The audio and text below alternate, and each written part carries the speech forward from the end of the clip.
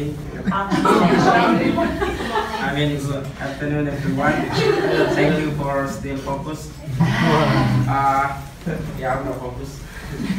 My name is Wahyudin, but you can call me MY. Before I describe leadership style that I employ in my context, I want you to engage in simple activity. Very simple, because you don't need to move from your tables. You just need to respond what I'm saying. Ready? Ready. Okay, thank you. The instruction, the activities is very simple. If I say one, please clap your hands once. If I say two, please clap your hands twice, and so on. If I say half, so please clap your hand half time. Yeah, like this. With sound effects? Yeah, with sound. 1, 2, 3. 1, 1.5. 2, 2.5. Okay, thank you. Another activity. Everybody raise your right hand. Okay, right Some hand. people have to think about Yeah, that. and then thumbs up like this. Okay, left hands, little fingers like this, and follow me. Swap. Quickly. Swap. Again. Again. Okay. Okay. The last activity. Yeah, I promise you this is the last one. Again, your right hands, and touch your noses. Your left hands, touch your right ears, and then swap again. Swap. Quickly. Okay. Okay. Thank you very much. Yeah. Anybody has opinion about the correlation between these activities and educational leadership? We were following your instructions blindly. Actually, this is just I would like to show you how to open presentation when I go nervous. So I'm feeling better now.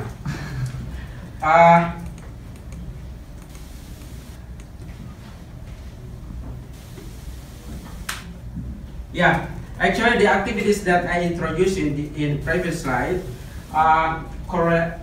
is the examples of instruction that teachers can apply for classroom management.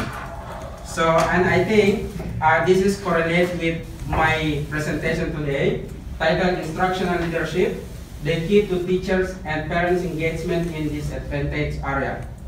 So in this presentation, I will compare two contexts. The first one is the schools in remote areas or disadvantaged areas, and the second one is schools in cities.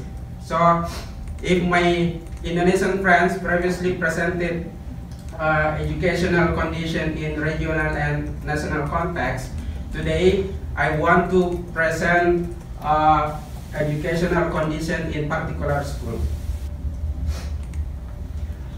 And this is the first context, which is my own schools. I was a teacher in primary school in a remote area called Gili, and this island was an isolated island because I had to spend for 8 hours by using ferry from Java Island to Gili Island, and in Bawean Island, from Java to Bawean.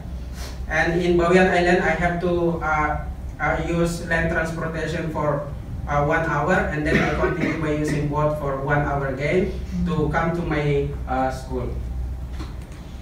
And in this school, don't imagine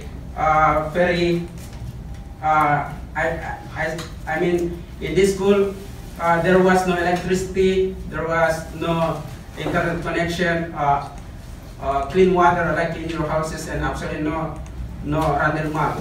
So I got stressed. I didn't have option to go shopping. And I experienced that the problems in this school are similar to other problems in rural schools. So it's why I take my school, my own school, as the representative of rural schools. Is Gili Islands, that's not far from Bali, isn't it? Very far. Oh, very far. Okay. Very far. I'm thinking of the islands we went to scuba diving. But they had not very, because we distance very far, but we can easy to go there because we can use flight transportation for 2 hours and then continue like my journey that I explained to you. Okay, and in these schools I experienced that the problems are similar to other rural schools, and especially in teaching quality in facilities and also support of educational actors, namely parents, teachers, principals, educational stakeholders, and students. But today I just want to mention 2 points that I think very strongly related to the student learning outcome, namely teachers and parents. So let's talk about teachers. Some studies show that teachers are very important for education. Qualified teachers mean qualified teaching, and qualified teaching means students can take great advantage for their learning activities. And for example, the studies conducted by Akiba 2007 said students taught by teacher holding subject-specific certification have better achievement, better attendance, better behaviors. And highly qualified teachers can be defined as fully certified, having a bachelor's degree and demonstrating competence in subject knowledge and teaching. And this is the ideal of teacher, the teacher in general that we have to have in our schools. But what was happening in my schools, here is teacher characteristic in my schools, that I say the representative of rural schools in Indonesia. First, low pedagogical competency. Some of you may teach in primary school, and you know that teaching children is different with teaching adults. But what was happening in my school, teachers teaching children in primary school like teaching adult in high school. There was no games, introduction, there was no icebreaker, for example. They just explain based on textbook. So that's why students feel boring. And poor management. For example, teachers in my schools didn't create lesson plans for learning. They just go to school and use textbook as I said before. And in discipline, sometimes I had to handle 6 classes, all classes in one day at the same time, because other teachers that were responsible for these classes were not coming. So I had to handle, but it was not effective because, you know, when I leave one class, the students may terrible behind me, and sometimes they follow me to another class. So it was not effective. And the last one, low salary. Here in Australia, someone who is working at the farm, he can get more than $20 per hour. Or cleaner, I'm not a cleaner, but I know the salary of cleaner. At least $17 per hour. But you know how many money that can be earned by the teachers in the school? 4 million rupiah for senior teachers, the principal, more than that because she has family, children, spouse. And for new teachers that still civil servant can get 2 million rupiah per month. And what about honorary teacher or contract teacher? They can get 300,000 per month. You may think the number is very big, but when you convert to Australian dollar, 300,000 rupiah equals to $30 per month. So we expect to teacher teach children full time from Monday to Saturday from 7 a.m. to 2 p.m. and they just get $30 per month. So this is the characteristic of the teacher in my school, and again, this is commonly happen in other schools. My question now for you, if imagine teachers like this are in your school, what is the impact on your students? What is the impact? Najib? Yeah, help me. I think the motivation of the teacher is relates to students' outcomes, because if the teacher has a lack of motivation to teach, it means that it will be affect students' score and etc. So low achievement, academic achievement. Anything else? Increase? Yeah, the salary. The salary, yeah. That's the solution that we have to do. But my question is, what's happening on our students if we have teacher like this? Well, you've already mentioned the high absenteeism. Okay. So if the teacher's actually not there, Yeah. that's going to have massive In impact on the attendance, students. Yeah, right. You know? Okay. And this is what was happening in my school. Yes. The achievement that you say, misbehavior, they made disaster behind me. They disturb other students and unmotivated, and absent. Yeah. Then let's talk about parents. Studies also prove that involving parents in educational programs can benefit all actors, especially students. It can enhance self-esteem of the student and increase discipline referrals and improve attendance, motivation to read, extrinsic and intrinsic motivation, and increase academic achievement, and also improve social skills, adaptation to school, and positive behavior. This the impact on our students if we involve students in education, especially in primary school. But again, what was happening in my schools, uneducated parents. This is commonly happen in remote areas. Uneducated means the parents don't experience higher level of school. Even some of them didn't pass elementary school. And also low income. Low income, they just work as a farmer, fisherman.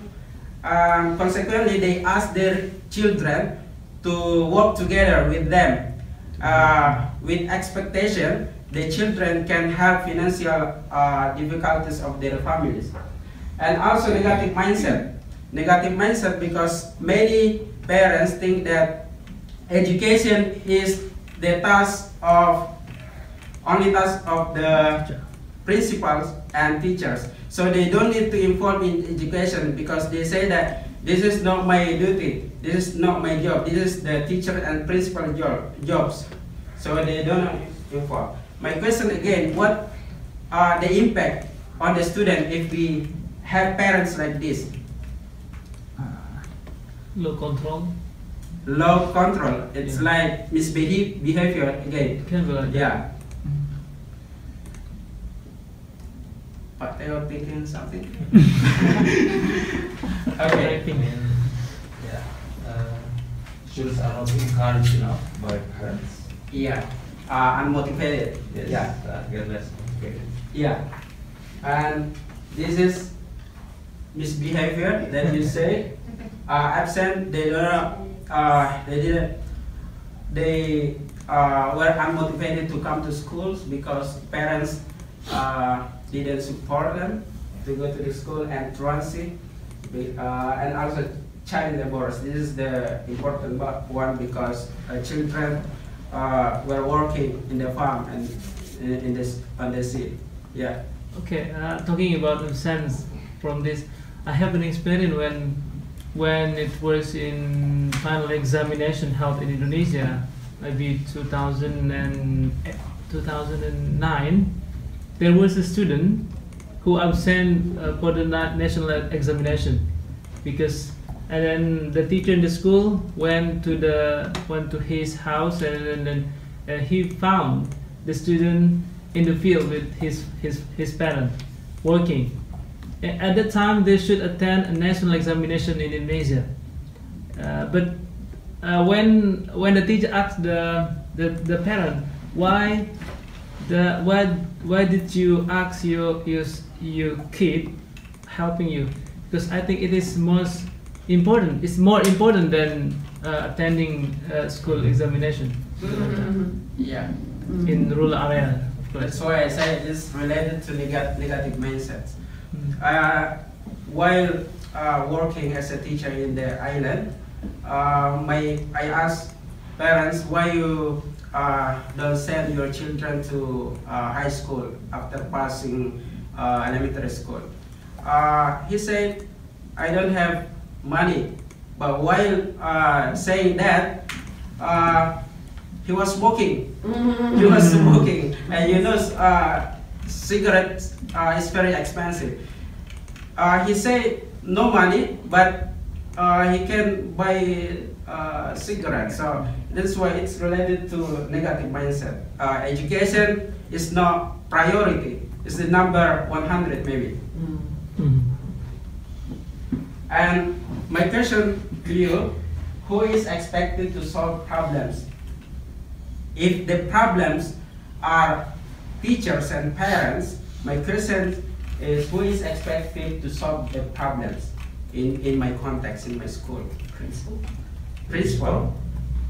Okay. You're right. Actually, many actors that can contribute to solve these problems, but the most influential ones are principals and district leaders. It's based on Louis Letwood 2010. So today, I don't want to focus on district leaders. I just want to mention again principal. If the principal is very important, what action does the principal have to take to solve the problems?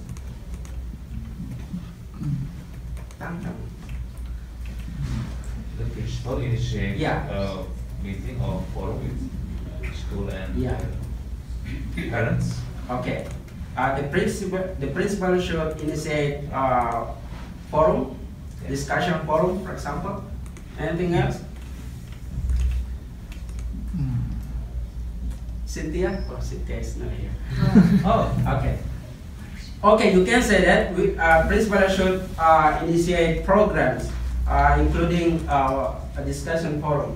But another problem after that is parents and teachers do not engage in the program that's made by the principal.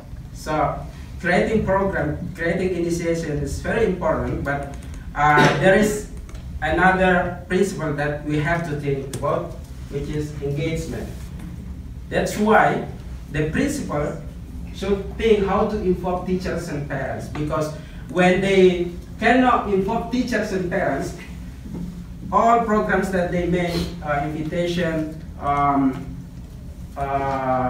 forum discussion, will be useless because parents and teachers don't engage. For example, every 3 months, local government conduct training that can be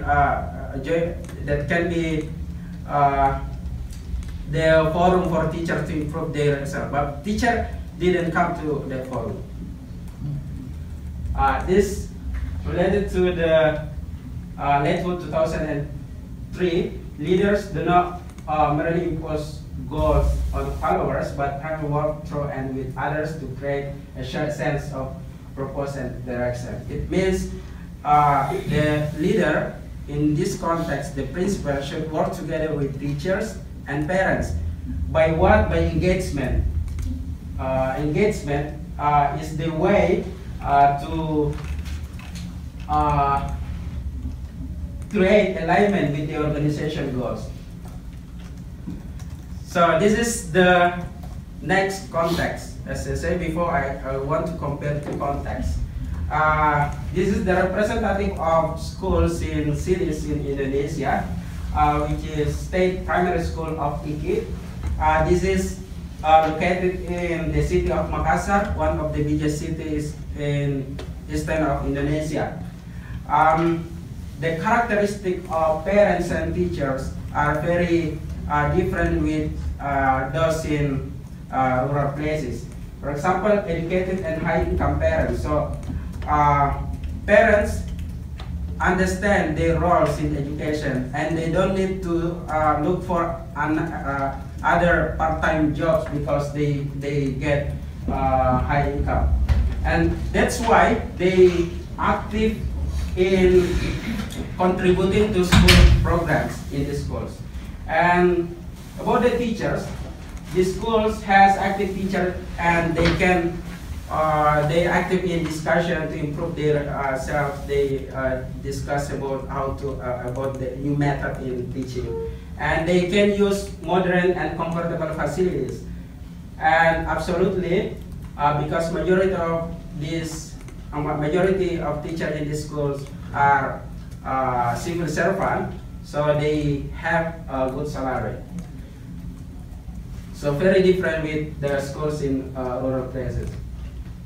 So this is the documentation. I don't want to ask you about the impact on students, because we can see here the students are get high score. They very active, engaged in extracurricular activities, and get many trophies of competition. But I have different question.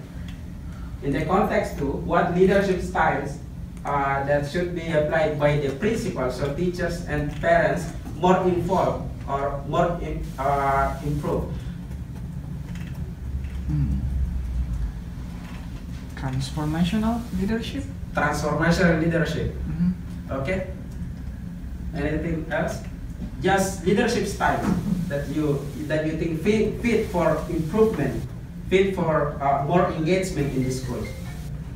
Oh, sorry. That's fine. Transformational. Yep. Why? Yeah, because I think the problem is about the mindset of the teacher. So I think it is important for the principal to try to change the mindset of the parents, because I think it will be useless when the principal make many programs or many approaches, but the students' parents' mindset still the same. I think it will be. Is there for context 1 or context 2? I asked about context 2. The school that has good teachers and good parents, educated parents, high income. So, but I think transformational leadership can be fit for this school. Anything else?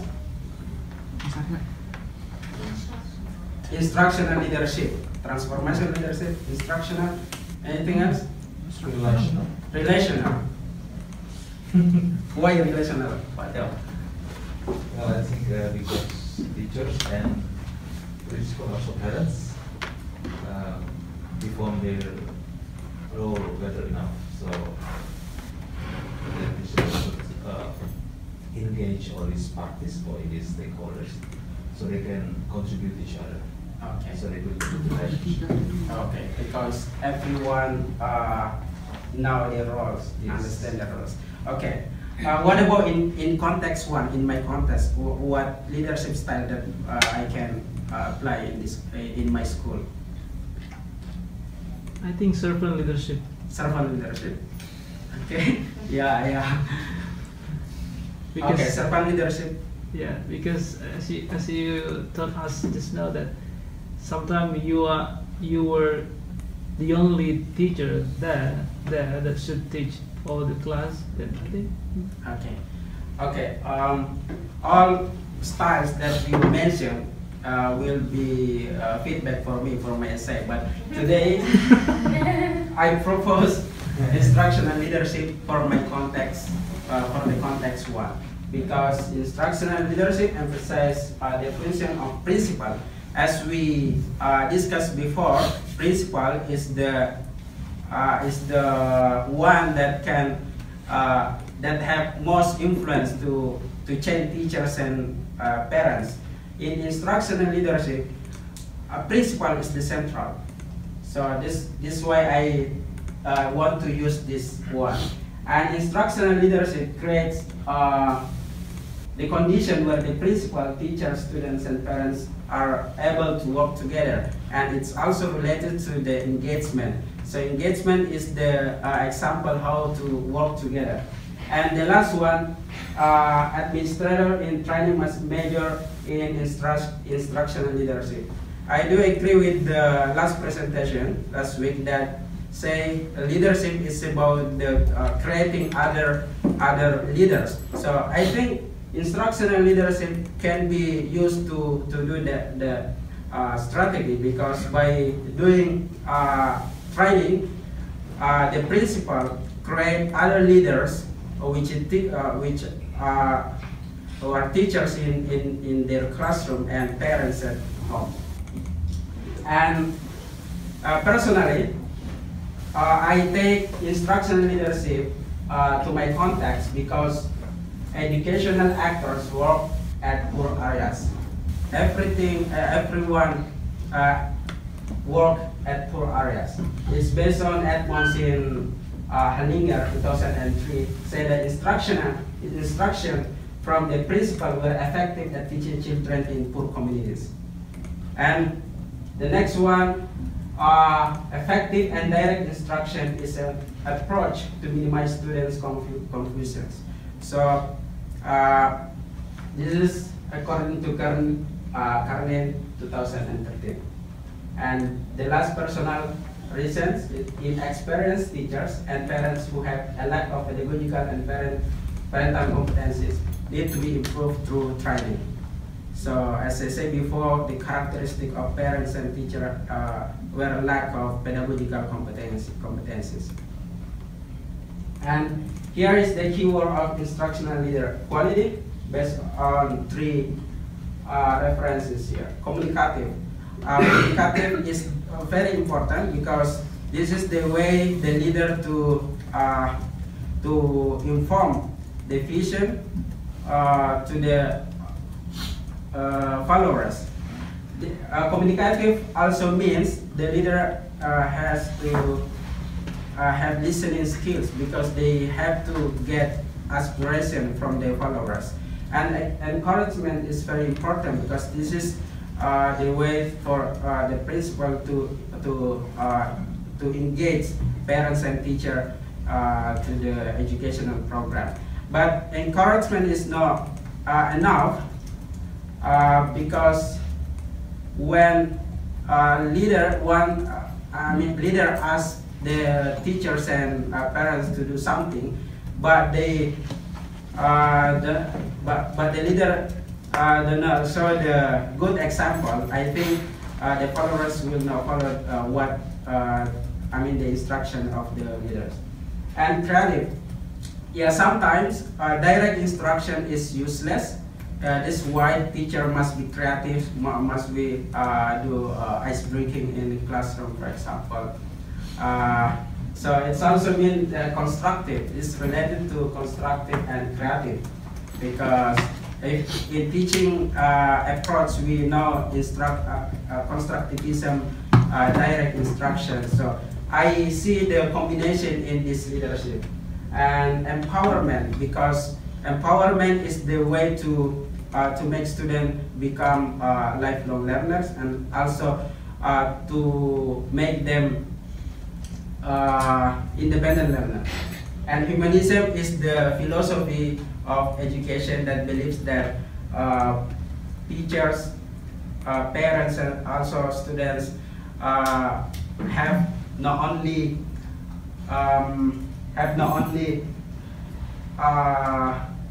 have the capacity to be improved because they have previous knowledge. And this is the action or recommendation for solving the problems remote area schools. First, principals demonstrate effective instructional leadership to promote parents and teacher engagement. And the second one, teachers and parents actively involved in training. So between 1 and 2, we can see here that principal must be actively demonstrate effective learning, but that's not enough, because teacher and parents should respond the model of leadership that employed by the principal. And all of them, principal, teachers, and parents should have the quality of instructional leadership that I mentioned before. And parents and teachers apply enjoyable teaching and instruction to children, because as I said before, instructions is not enough, because sometimes instruction is boring. So we have to create enjoyable instruction so children can follow the instruction in the classroom and also at home. And conclusion, a leadership style cannot be generalized to all contexts. It's based on our discussion before, when I asked you the style that can be fit in the context 1 and context 2, we have different answers. Some of us say that transformational leadership, instructional leadership, servant leadership, relational relationship. So I cannot say that they are not true, but we have to. It depends on the context. We have to see. That's why, as a leader, we have to have the capacity to recognize the environment. And characteristic of teacher and parents determine leadership models applied by the principal. It's, for example, as I say before, that the instructional leadership fit for rural area school because they have characteristic of teacher and parents like that. But when we switch to city schools, they have different characteristics, so the leaders may apply different leadership style. And the last one, instructional leadership can be effective to apply in remote area school. Yeah, this is my last conclusion, but we have to remember here, instructional leadership is not the only one that principal can use in remote area schools. But this is the fundamental, this is the basic. So as a basic, every principal should demonstrate instructional leadership. But when they feel they're ready to switch or combine to other styles, so they can do that. So instructional leadership is not the only one, but this is the basic, and they can combine to other styles. Thank you. Okay, Wakim, can you go back to that second to